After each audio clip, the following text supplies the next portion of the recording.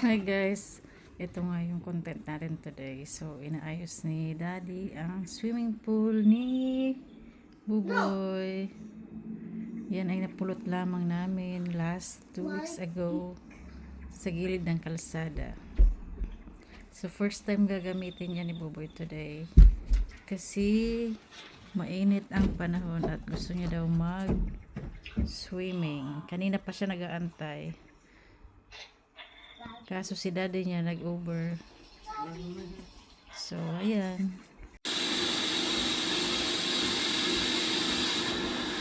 Nakaabang na dun sa gilid, oh. Excited yan. Excited.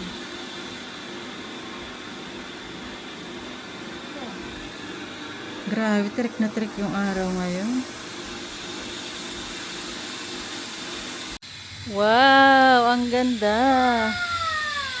Ang galing.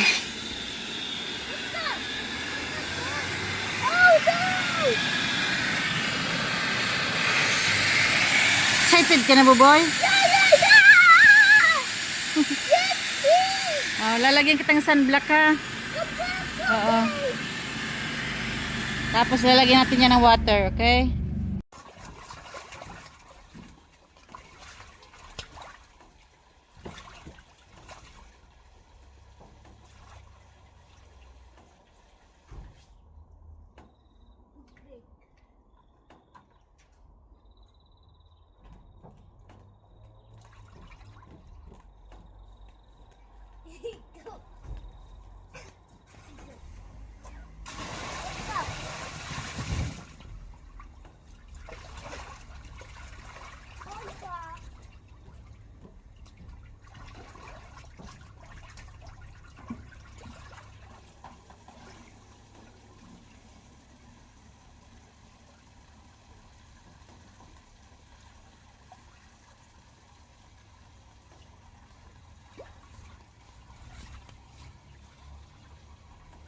Happy na yung batang yan. Tagal niya itong pangarap magkaroon ng swimming pool dito sa bahay.